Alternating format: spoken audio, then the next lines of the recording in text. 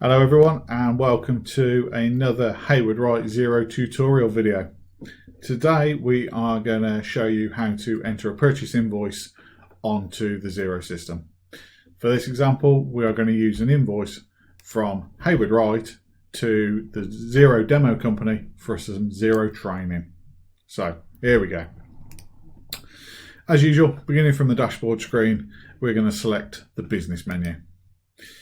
From this menu, I want bills to pay because I'm going to enter this invoice onto the system to be paid at some point in the future. I'm going to click on that. This will take us to a summary screen of all of the invoices that have been entered onto the Xero system. There's various different ways of filtering this, but that's not for this video. We're just interested in the new bill button here. On clicking that, it's going to load up the window, which is our standard template for entering an invoice onto the system. First piece of information we need to enter is the name of the supplier that has provided the invoice. Obviously in this case it's Hayward Wright. I'm going to begin to type Hayward Wright and you'll see that Hayward Wright's details have popped up because Hayward Wright has already been entered as a supplier into the system. If you want to know more about how to enter customers and suppliers onto Xero, see one of our videos that talks you through that process. For the purposes of this, I'm just going to click on this entry and it'll populate the name for me. The next box is the date, and this needs to be the date of the invoice. Xero will default to today's date as a general rule, but this does need to be the actual date of the invoice. So let's check the invoice and we can see it is in fact today's date. So that's fine. If we needed to enter a different date, we can just hit this down arrow here and it gives us a calendar where we can select the appropriate date. I tend to use the tab button on the keyboard to move around the screen as I find that's the easiest way, but you can use the mouse to click into the different boxes. So the next box is the due date. Now this is the date that this invoice is due to be paid. If we have a quick look at our invoice demo, we can see it's the 2nd of October. So I'm going to jump back in here. I'm going to enter the 2nd of October. The reference, now that needs to be the invoice number because Xero is quite a clever system where it will warn you if you try to enter the same invoice with the same invoice number against the same supplier. There's a bit of a safeguard.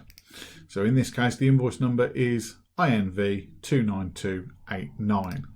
That's what I'm going to enter into the reference box. INV 29289. This button here is a nice little addition to the Xero system where we can actually keep a copy of the physical invoice here recorded against the entry within Xero. So I'm going to click on the button and it gives me the option to upload a file. So I'm going to upload a copy of this invoice. There's my copy of my invoice. I'm going to open that and that uploads for me. And then I can just click anywhere in the screen to get rid of that window. And you can see you've got a little number 1 there to show that there's a copy of the invoice attached to this entry. So then we need to enter the detail. In this example, I'm not going to enter anything in the item box, but I do have to enter something in the description box. So as I mentioned, this was for some Xero training. So in there, I am going to type Xero training. We've had one training session.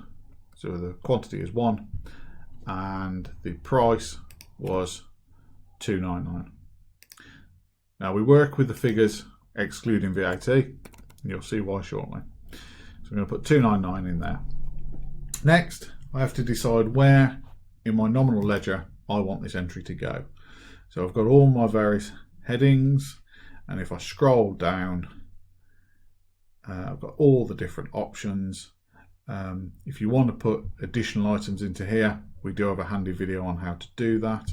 For the purposes of this, I'm going to include this as audit and accounting fees. The system automatically selects 20% VAT as it's gone into this nominal code. If that's not appropriate, in this case it is, but if it wasn't, then we could just select exempt expensive if there wasn't any VAT on this invoice. For the purposes of this example, I'm going to ignore the region code and then I can see that it's pulled over my 299 that I put over here. It's automatically populated that data here. Now at the moment, what it's doing with the VAT is it's pretending that 299 includes VAT. Obviously in this example, it doesn't. The 299, we need to add the VAT on top of that. So I need to change this box to tax exclusive. And then you see it's recalculated the VAT and we're showing the correct total. This bold text total item here should always agree back to your entry on your invoice. If we're happy with all of that, we're going to approve it.